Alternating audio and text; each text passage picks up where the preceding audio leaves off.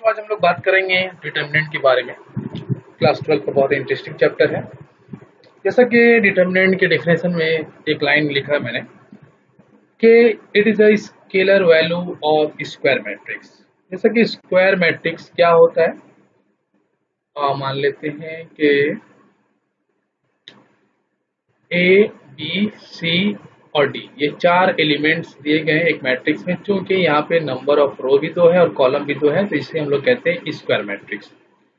तो सबसे पहली बात आप लोग को ये याद रखना है कि डिटर्मिनेंट क्या है, एक स्केलर वैल्यू है किसका, एक स्क्वायर मैट्रिक्स का। मतलब ये होता है कि डिटर्मिनेंट में हम लोग सिर्फ और सिर्फ जिस मैट्रिक्स का इस्तेमाल करेंगे वो एक स्क्वायर मैट्रिक्स होगा, और उस स्क्वायर मैट्रिक्स का जब हम लोग वैल्यू निकालेंगे तो उसी वैल्यू को हम लोग क्या कहेंगे, determinant of that matrix, of the square matrix.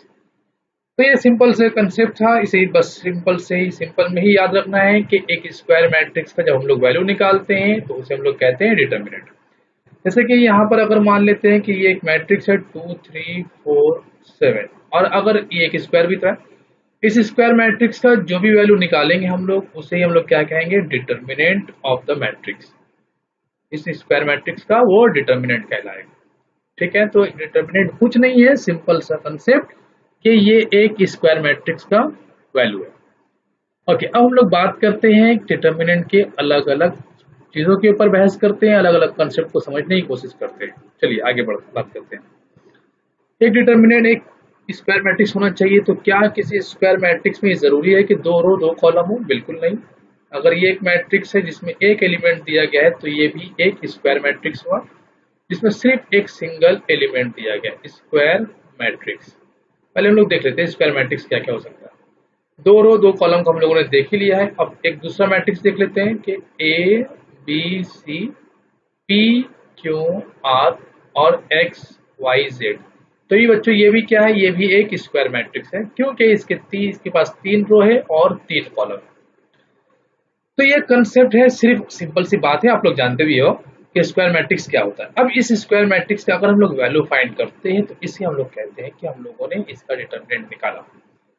तो इस डिटर्मिनेंट को सबसे पहले हम लोग निकालेंगे कैसे, वो बात तो हम लोग करेंगे ही, लेकिन उससे पहले कि एक डिटर्मिनेंट को हम लोग दिखाते कैसे, कि मान लीजिए कि ये एक स्क्वायर मैट्रिक्स है ए बी सी और डी।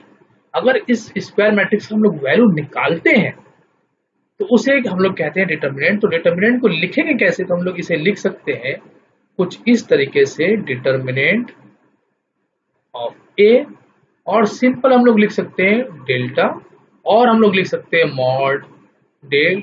इस तरह सिंपल में दिखा सकते हैं मॉड ए। मतलब ये डिटर्मिनेंट मॉड नहीं है, ये डिटर्मिनेंट का एक सिंबल है। तो बच्चों तीन तरीके से हम लोग डिटर्मिनेंट को दिखा सकते हैं, जहां पे ये तीन नाम दिए गए, इसे आप लोग याद रखना। ये तीनों नाम से, ये तीनों सिंबल से हम लोग डिटर्मिनेंट को वैल्यू दिखा सकते हैं। मतलब एक स्क्वायर मैट्रिक्स से अगर आप डिटर्मिनेंट निकाल रहे हो तो किस तरीके से दिखाओगे, तीन में से कोई भी एक सिंबल यूज कर लेना।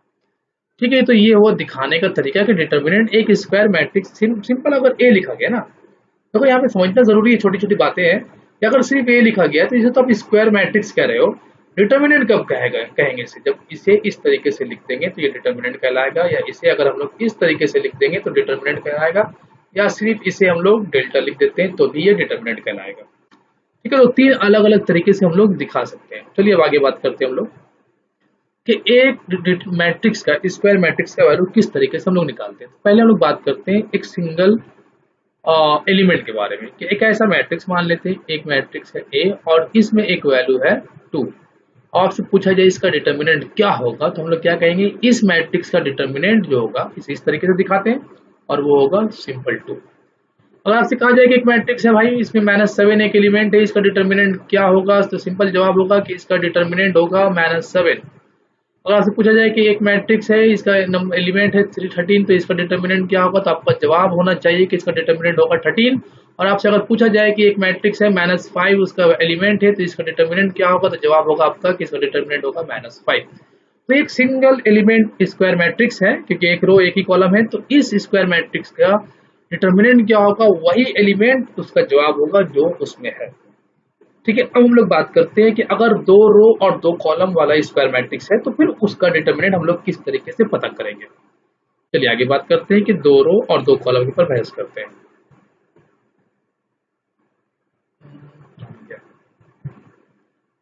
2 रो और 2 कॉलम के ऊपर। चलिए, तो उसके लिए हम लोग पहले एक स्क्वायर मैट्रिक्स ले लेते हैं। तो याद है ना कौन सा मैट्रिक्स यूज करना है, रेक्टेंगुलर या column matrix, row matrix use मत कर लेना, सिर्फ और सिर्फ एक स्क्वायर मैट्रिक्स। तो मान लेते हैं कि ये एक स्क्वायर मैट्रिक्स है और इसमें 4 एलिमेंट लेंगे, 2 रो 2 कॉलम, मान लेते हैं ए बी सी और डी। अब इस मैट्रिक्स का हम लोग वैल्यू निकालना, मतलब डिटर्मिनेंट निकालना हम लोगों को। किस तरीके से लिखते हैं, पहले सिंबल तो ये है, ये सिंबल लिख रहे हैं, मतलब कि डिटर्मिनेंट लिख रहे हैं हम लोग। तो डिटर्मिनेंट में क्या करेंगे, देखो ध्यान से यहाँ पर गौर करना है, अच्छे से ध्यान से समझो। पहले इन दोनों एलिमेंट को मल्टीप्लाई करना था, क्या होगा, ये होगा ए डी, ठीक। और उसके बाद फिर इन दोनों को मल्टीप्लाई करना, ये क्या होगा, बी सी। और इन दोनों के बीच में क्या देना है, एक माइनस का साइन देना, a d minus b c. Simple सा कंसेप्ट है, याद रखना है।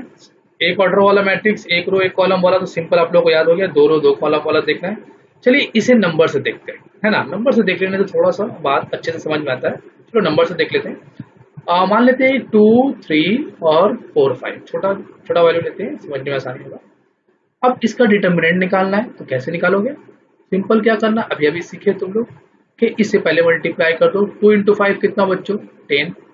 3 इंटू 4 कितना हुआ, 12। और बीच में क्या देना, माइनस। तो आंसर क्या होगा, -2 इज द डिटर्मिनेंट।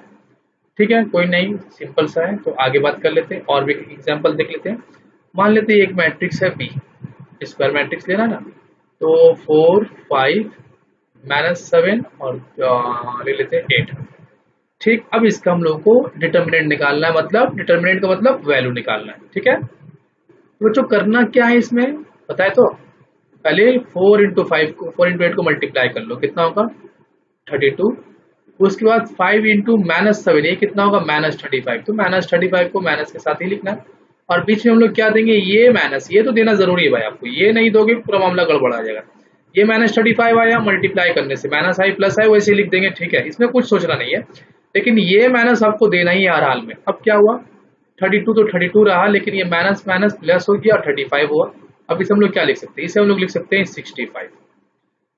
तो ये हुआ 2 रो और 2 कॉलम के ऑर्डर वाले 2 रो 2 कॉलम स्क्वायर मैट्रिक्स का डिटर्मिनेंट निकालना। ठीक है, अब हम लोग बात करते हैं 3 रो और 3 कॉलम के बारे में। क्या, अगर किसी स्क्वायर मैट्रिक्स में 3 रो और 3 कॉलम है तो उसका डिटर्मिनेंट हम लोग कैसे निकालेंगे, ऐसा सवाल है। तो चलो यहाँ पर देखते हैं कि एक स्क्वायर मैट्रिक्स ले लेते हैं ए, क्या कलर है, और इसमें एलिमेंट लेते हैं ए बी सी, इसे लिख रहे हैं, सॉल्व करेंगे हम लोग नंबर लेकर के, पी क्यू आर और एक्स वाई जेड। तो बच्चों यहाँ पर आप लोगों को दिख रहा है कि इसमें 3 रो है और 3 कॉलम है। यहाँ पर जो भी एलिमेंट है इसका यूज करके हम लोगों को डिटर्मिनेंट, इस मैट्रिक्स का वैल्यू निकालना है, मतलब डिटर्मिनेंट निकालना है। तो करना कैसे है ये समझना पहले। तो सबसे पहले ये समझ लो, कंसेप्ट तुम याद रखना कि ये जितने भी एलिमेंट दिख रहे हैं आप लोगों को ना यहाँ पर, ये सारे एलिमेंट अपने साथ एक साइन लाते हैं, जो हम लोग कोफैक्टर के नाम से हम लोग बातें पढ़ेंगे। फिलहाल अभी याद रख लेते हैं कि ये सारे एलिमेंट के पास कुछ ना कुछ साइन होता है। या यूँ कहें कि इन सारे पोजीशन में मैट्रिक्स का जब हम लोग एक्सपैंड करते हैं तो साइन मिलता है हम लोग को। क्या होता है वो साइन देख लो, पहले यहाँ पर दिखा देते हैं कि ड्यूरिंग एक्सपेंशन हम लोग क्या यूज करते हैं। जब हम लोग किसी भी मैट्रिक्स को एक्सपैंड करते हैं तो फिर या डिटर्मिनेंट का वैल्यू निकालते हैं तो हम लोग कुछ साइन को यूज करते हैं। वो साइन क्या होता है उसे समझते हैं। तो यहाँ पर ये तो साइन हम लोग को यूज करना है डिटर्मिनेंट में ना, इसे डाल लेते हैं। और यहाँ पर देखो, मान लेते हैं कि ये डिटर्मिनेंट का मानना क्या है, डिटर्मिनेंट का साइन है। तो यहाँ पर जो एलिमेंट होते हैं ना उन लोगों का साइन होता है कुछ। पहला क्या होता है, प्लस, फिर माइनस, फिर प्लस, फिर माइनस, प्लस माइनस, फिर प्लस माइनस और प्लस। ये साइन आप लोगों को याद रखना बहुत जरूरी है। ठीक है, अब इसका करना क्या है इसे देखते हैं। एक एग्जाम्पल ले लेते हैं, एग्जाम्पल से बात अच्छे से समझ में आती है, इसलिए एग्जाम्पल लेकर के बात करते हैं। तो एक मैट्रिक्स ले लेते हैं ना, देखो ये एक मैट्रिक्स लिया मैंने बी, और इसमें कुछ नंबर्स ले लेते हैं 1 2 3 0 2 4 और 3 1 5। ठीक, अब इसका हम लोगों को डिटर्मिनेंट निकालना है। तो दोनों तरफ हम लोग डिटर्मिनेंट का साइन दिखा देते हैं। कैसे दिखाएंगे, देखो बी ऐसे लिख दिया, क्या हुआ डिटर्मिनेंट, और फिर जब इसे लिख लेंगे तो यहाँ पर तो हम लोग को डिटर्मिनेंट फॉर्म दिखाना है या वैल्यू दिखाना है, तो फॉर्म दिखा देते हैं 1 2 3 0 2 4 और 3 1 5। ठीक, अब यहाँ पर ध्यान रहे बच्चों, सबका कुछ ना कुछ साइन है जो हम लोगों ने ऊपर देखा यहाँ पर। अब जब एक्सपैंड करेंगे तो उन सारे साइन का हम लोग इस्तेमाल करेंगे, ध्यान से समझना। अच्छा, एक्सपैंड करते वक्त आप लोगों को ध्यान में रहे ये बात कि आप किसी एक रो या किसी एक कॉलम को ही एक्सपैंड करना है। जैसे कि यहाँ पर कितने रो दिख रहे हैं आप लोगों को, एक रो, ये दूसरा रो और ये तीसरा रो। इसी तरीके से अगर हम बात करें कॉलम कितने दिख रहे हैं आप लोग को, तब कह सकते हैं एक कॉलम, दूसरा कॉलम और तीसरा कॉलम। ठीक है ना, तो यहाँ 3 रो और 3 कॉलम है, लेकिन आप लोगों को किसी एक रो या किसी एक कॉलम का ही इस्तेमाल करना है, पूरे का नहीं करना। ठीक, ये आपकी मर्जी है भाई, किसी का भी इस्तेमाल कर लो। तो चलो हम लेते हैं पहला कॉलम, मतलब 1 2 और 3 को हम लोग सिलेक्ट करते हैं। तो पहले हम लोग लिखेंगे 1, लिखा। 1 का साइन क्या है, 1 जिस पोजीशन पर है इस पोजीशन पर साइन क्या है, प्लस है, तो यहाँ पर हम लोग इसके आगे प्लस लिखेंगे। ठीक है, और एक ब्रैकेट को ओपन करेंगे। यहाँ ब्रैकेट में बहुत अच्छा खेला है, उसे समझो। जब भी आप एक्सपैंड करोगे तो जिस नंबर को आपने सिलेक्ट किया, जैसे कि यहाँ पे हम लोगों ने सिलेक्ट किया, किसे सिलेक्ट किया, 1 को, तो 1 के साथ जो रो और जो कॉलम है उसे डिलीट कर देंगे, मतलब सोच लेंगे कि वो नहीं है। तो बचा कितना, ये 4 नंबर बचा आप लोग के पास ना, 2 4 1 5। तो इसे एक्सपैंड करते हैं हम लोग। तो इसे करने का तरीका हम लोगों ने अभी भी देखा कि किस तरीके से करना है। तो हम लोग ले लेते हैं इसे कि सबसे पहले हम लोग क्या करेंगे, 2 इंटू 5 करेंगे, कितना आएगा, 10 आएगा। उसके बाद माइनस करेंगे 4 इंटू 1, माइनस 4 इंटू 1 4। ठीक, उसके बच्चों हम लोगों ने पहले ही कहा कि हम लोग पहले कॉलम को सिलेक्ट किया हम लोगों ने, तो अब 2 को लेंगे। 2 को लिखा, 2 का साइन यहाँ से बताओ, 2 जिस पोजीशन पे उस पोजीशन पे साइन क्या है, माइनस, तो यहाँ पर क्या लिखना है, माइनस लिखना है। ब्रैकेट ओपन कर लेते हैं, फिर से वही कहानी रिपीट होगा। कौन सा कहानी, कि 2 के साथ जो रो और कॉलम है उसे छोड़ देना है। तो यहाँ क्या बचेगा, ये चला, छोड़ देंगे, इसे डिलीट कर देंगे, बचेगा 0 3 4 5। तो लिख देते हैं 0 3 और 4 5। तो इसे एक्सपेंड करते हैं, 0 इंटू 5 0, माइनस 4 इंटू 3 12 हो गया। अब इस कॉलम का कौन सा एलिमेंट बचा है, 3 बचा है, तो 3 को लिख लेते हैं। 3 का साइन क्या दिख रहा है यहाँ पर, प्लस दिख रहा है, तो प्लस लिखेंगे। और लिखने के बाद ब्रैकेट ओपन करेंगे। अब 3 के साथ जो रो और कॉलम है उसे डिलीट कर दो, बचेगा क्या, 0 2 3 और 1। तो 0 इंटू 1 0 माइनस 6। अब इसे हम लोग वैल्यू निकाल लेते हैं। ये कितना आएगा, 10 माइनस 4 6, 6 इंटू 1 6, माइनस प्लस 24 होगा ये, और माइनस 18। तो ये कितना होगा, 12 हो जाएगा। तो बच्चों ये हुआ डिटर्मिनेंट का वैल्यू, कितना आया, मैट्रिक्स बी का डिटर्मिनेंट कितना है, मैट्रिक्स बी का डिटर्मिनेंट है 12। बच्चों आई होप कि ये कंसेप्ट आप लोगों को समझ में आया। अगर किसी बच्चे को दिक्कत है तो मैं एक एग्जांपल और लेकर दिखाता हूँ। अच्छा, एग्जांपल में जाने से पहले बच्चों एक बात और बताओ मुझे, थोड़ा सा आसान है लेकिन करना ये बात को डिस्कस करना भी जरूरी है। तो बच्चों अगर मान लो कि ऐसे हालात आ जाए, ऐसा कोई कंडीशन बन गया कि अगर ये नंबर 0 हुआ तो फिर ये 0 के साथ इंटू होकर ये पूरा वैल्यू क्या होगा, 0 होगा ना। और अगर ये भी 0 हो गया तो ये भी पूरा 0 हो जाएगा, ये पूरा 0 होगा। तो बच्चों ये 0, ये 3 कहाँ पे था, ये 3 था पहले कॉलम के 3rd नंबर, ये 2 कहाँ था, पहला कॉलम का 2रा नंबर, और ये 1 कहाँ था, पहला कॉलम का पहला नंबर। तो बच्चों यहाँ पर मसला ये है, मैं बताना ये चाह रहा हूँ कि अगर आपको 2 3 1 इन तीनों में से कोई 2 नंबर 0 मिल जाता या कोई एक 0 मिलता, तो फिर क्या होता, उसके ब्रैकेट के टर्म को हम लोगों को सॉल्व करने की जरूरत नहीं, क्योंकि उसके बाहर में तो 0 है। तो 0 हो जाने की वजह से क्या होता है कि हम लोगों को उस ब्रैकेट के अंदर के नंबर को सॉल्व करना और उसके बाहर के नंबर से मल्टीप्लाई करने की जरूरत नहीं थी, क्योंकि वो पूरा वैल्यू 0 होने वाला है। तो इसीलिए हम लोग हमेशा कोशिश ये करते हैं कि ड्यूरिंग एक्सपेंशन या डिटर्मिनेंट का वैल्यू निकालते हो, किसी मैट्रिक्स से डिटर्मिनेंट का वैल्यू अगर निकाल रहे हो तो कोशिश ये करना कि आप ऐसे रो और एक ऐसे कॉलम को सिलेक्ट करो इस डिटर्मिनेंट में से या इस मैट्रिक्स में से डिटर्मिनेंट निकालने के लिए जिस रो और कॉलम में ज्यादा से ज्यादा आपको 0 मिलते हो। क्योंकि जिस रो को आप सिलेक्ट करोगे तो उसके बाहर वो सारे नंबर को आप लोगों को ब्रैकेट के बाहर लिखना है। जैसे यहाँ पे 2 लिखा गया, यहाँ पे 3 लिखा गया और यहाँ पे 1 लिखा गया। अगर आपने किसी एक ऐसे रो को या किसी एक ऐसे कॉलम को सिलेक्ट किया जिसके पास ज़्यादा से ज़्यादा जीरो है, तो फिर बताओ यहाँ पर आप क्या लिखोगे? बाहर में तो जीरो लिखोगे, यहाँ भी जीरो लिखोगे, और अगर ये भी जीरो हो तो यहाँ भी जीरो लिखोगे। तो इसलिए जीरो लिखने से क्या होगा, हम लोगों का कैलकुलेशन बहुत सिंपल हो जाएगा और जल्द से जल्द वो प्रॉब्लम सॉल्व होगा। इसलिए डिटर्मिनेंट निकालते वक्त या किसी मैट्रिक्स को एक्सपैंड करना हो तो डिटर्मिनेंट निकालना, एक्सपैंड करते वक्त हम लोग ये कोशिश करेंगे उस रो और उस कॉलम को सिलेक्ट करें जिसमें ज़्यादा से ज़्यादा हम लोगों को जीरो मिलता हो। ठीक है, हम लोग क्या करते हैं, एक और एग्जाम्पल ले लेते हैं। ठीक है, कोशिश करना आप लोग खुद से करो, मैं भी यहाँ कर रहा हूँ। मान लेते हैं कि ये एक मैट्रिक्स है ए और इसका एलिमेंट ले लेते हैं 1 4 3 0 5 2 6 1 2। ठीक है, अब इसका डिटर्मिनेंट निकालना बच्चों, तो पहले भी मैंने बताया कि आप लोग अच्छा एक काम करते हैं, यहाँ पे एक जीरो और ले लेते हैं, इसे जीरो कर लेते हैं और इसे जीरो कर लेते हैं।